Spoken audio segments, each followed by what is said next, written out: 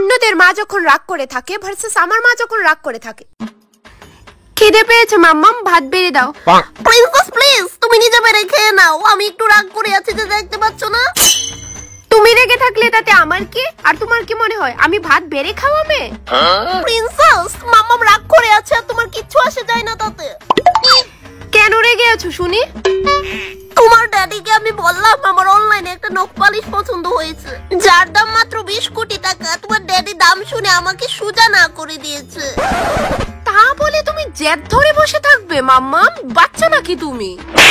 Princess আমার বয়স 22 বছর হলেও আমার মনটা তো বাচ্চাদের মতো না, এতটুকু আবদার তো আমি করতেই পারি।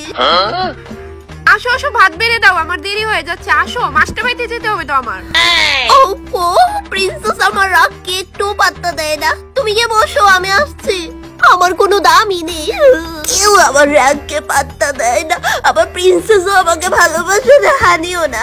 প্রিন্সেসের মাম্মাম আমি ফিরে এসেছি। তো কি করবো, আমি নাচবো?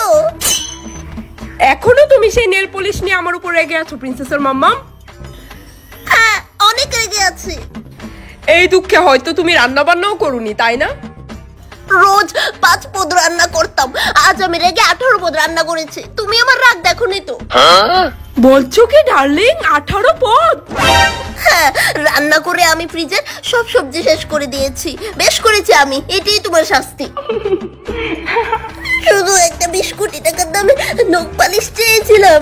আরে বাহ, যদি এরকমই হয় আমি তো চাইবো তুমি রোজ রাগ করে থাকো।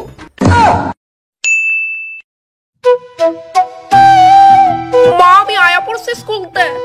উদ্ধার করছস আমারে। কি তা হইছে মা? চিত্তর হইছো কে রে? মা আমার অনেক খিদা লাগছে, কি তা রাঁধছো? রান্দাস তাই কাজ করতে কোনো রান্দা টান্দা হইতো না এই বাড়ি। কি তো তুমি রাঁধছো না? কেন রাঁধছো না মা?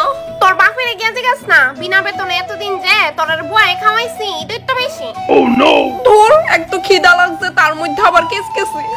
জামুগা বাপের বাড়ি, এ বাড়ি থাউনের ইচ্ছা নাই আর। কি তো হইছে মা, কও না। তোর বাপেরে কইছি আমার একটা সুতির শাড়ি পছন্দ হইছে, দাম কিন্তু বেশি না, মাত্র 143 টাকা। তোর বাপের এই দামটাও সহ লাগিয়ে গেছে গা, এই এক শাড়ি পরে জীবনটা কাটাই লইতাম। ঠিক আছে, তাহলে তুমিও খাও না খায় জীবনটা কাটাই লাও, ঠিক আছে না? হ্যাঁ ঠিকই আছে। সকালতে বিহাল হয়ে গেছে গা, বড় রান্না নাই, খালি কেমনে সাজ দই দুই খালি দেখবো, আর কোনো কাজ নাই তো খাওয়া দাওয়া। হ্যাঁ হ্যাঁ ঠিক আছে, আজকে তে রান্না পুরা স্টাইকে বাড়ি, শাড়ি দাও খাউন খাও। তার লিগে এখন আমার উপাস থাকতে হইব।